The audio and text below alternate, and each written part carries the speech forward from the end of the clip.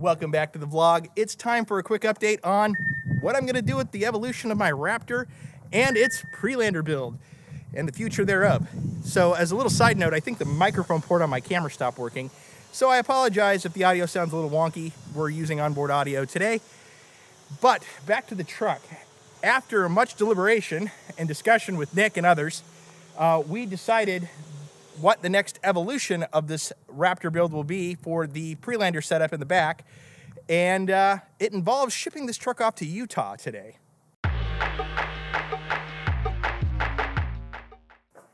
Okay, so obviously the bed of my truck looks quite different than it did before. And I no longer have the auxiliary battery, no longer have the retract tonneau cover, the extrusions overland bed rack, or the iCamper on the truck. And I want to state that I have no problem with any of that gear. In fact, I loved all of it. I really did. And if I stayed in Oregon with my overland adventures or just in general on backcountry trails, doing traditional kinds of overlanding, this would be a fantastic setup. What I had would have been a fantastic setup for that. And if you had anything that you invested in watching my channel over the years, and you do that kind of overlanding, then absolutely you're fine. I wouldn't worry about it at all. As a matter of fact, I would say like 95% of overlanding, the setup that I had before, it was like perfect for that. I just so happened to take it to the next level in terms of terrain, length of time on terrain, and speed at which I was going, and broke some stuff. And I had some learnings along the way. And part of what I want to do on this channel is be honest with my experience and what I'm going to do with the truck moving forward. Quite frankly, if you watched my videos in the Baja, a lot of people broke stuff in the Baja. It is an unforgiving environment, but it's a lot of fun. So if you're okay with that, then it's great to do. But if you're averse to breaking your stuff, maybe not the best place to go. And honestly, if I was going at a reasonable speed, I probably would have broken absolutely nothing at all. But there's something about being out in the open Baja and you know, having that terrain and the capability to go 80, 90 miles an hour and wanting to go 80, 90 miles an hour, and then antics ensue. So again, I want to make sure that everybody knows I'm not downgrading anything. I think all the equipment I had was great for traditional overlanding. But the way I'm trying to think about this is, as I'm building this to a PreLander, I think of that as sort of a hybrid between overland and pre-runner. And I think before I was a lot more overland with pre-runner capability, and I need to move forward to making the truck a little bit more pre-runner with overland capability. I think I got that right. Yeah, you get what I'm saying. So we're going to have a little evolution of what we're going to do next. And that involves building a custom welded rack that's going to be bolted to the bed mounts of the truck. And I have to ship it off to Utah to get that done. So let's take a moment. I know I've been droning on here. We're going to look at the damage that was done and why I don't think we can make a repair to that, and why I think going with the welded rack is the best option. Incidentally, I got new plastic covers for my bed rails because my other ones were thrashed. Imagine that. It was $165 from my local dealership, so take that as you will. But let's look at this damage. So this is where one of the clips ripped up.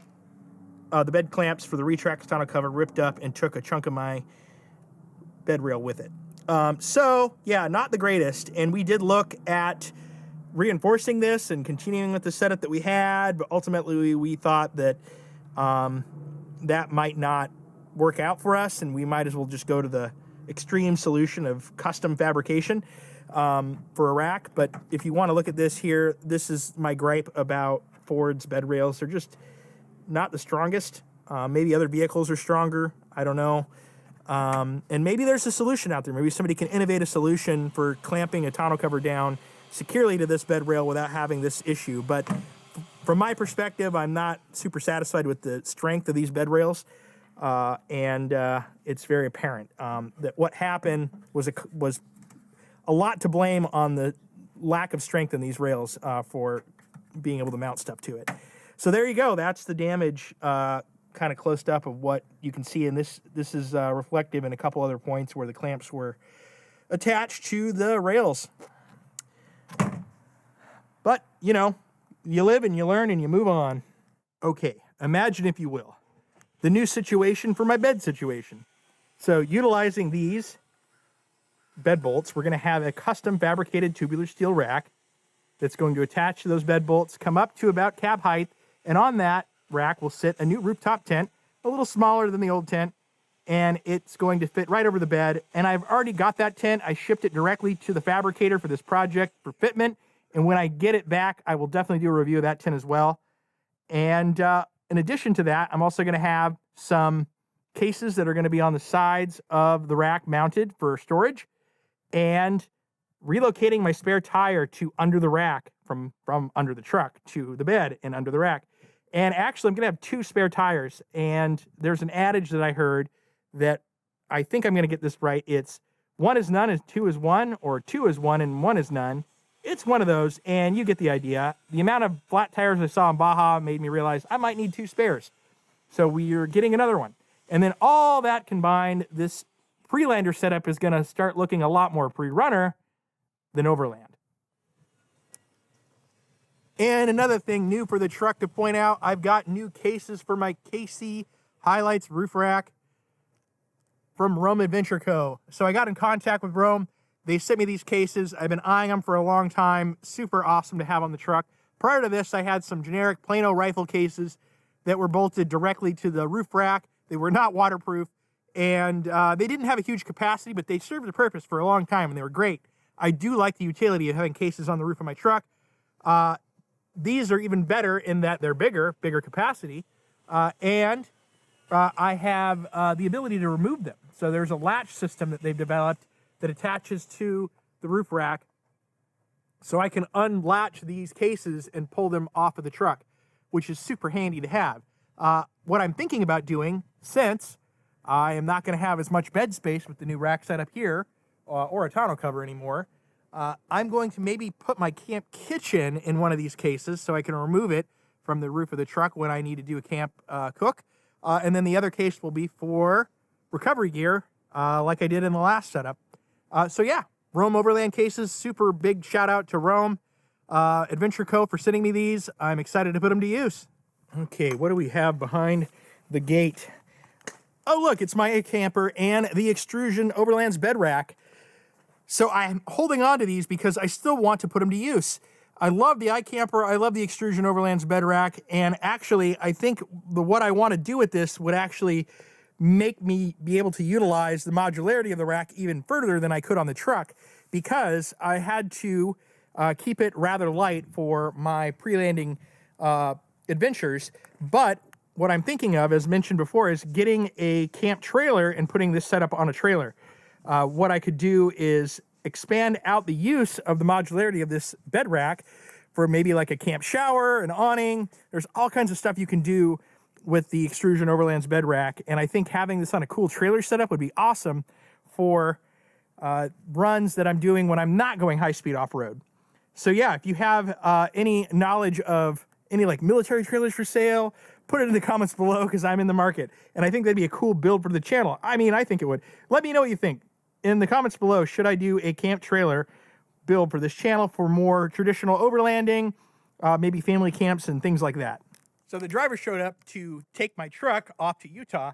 However, the hill we have here is rather steep, so we can't load it here. So I got to hop in the truck, and we got to go meet him down the road and get this truck loaded up. Cold start on 2018 Ford Raptor. Yeah. Oh, while we're at it, I got a new mount set up for all my goodies when I'm overlanding. My last mount setup was rather, well, yeah, it didn't work out very well. But this will, I think.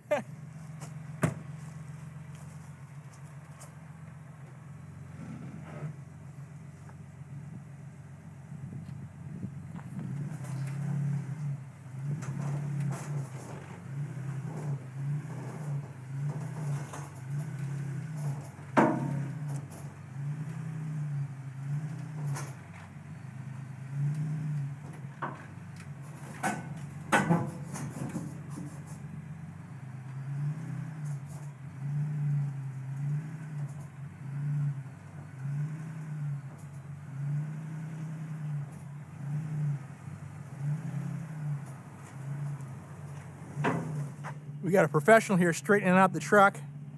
This guy's obviously done this a few times. Well, everybody knows I say this a lot in my vlogs, and I'll say it again. Ratchet straps for your friends, kids. All right, we are all loaded up and ready to ship it off to Utah for the build.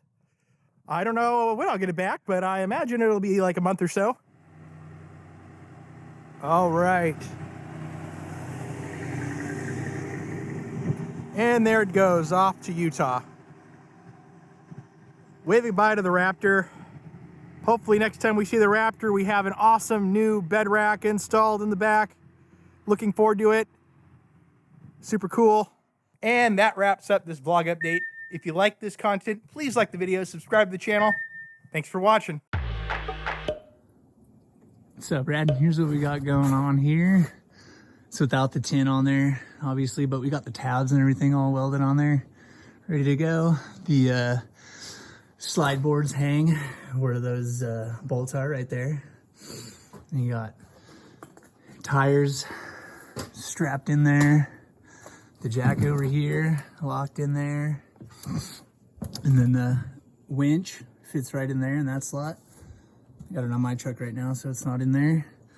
You got your tanks right there, and you got plenty of room back here for payload, plenty of options for strapping stuff down. You got these bars that go across here, so take up the whole space back there. So you got plenty of options for tying whatever down. There's another rail back here, you know, and a little corral for tanks here.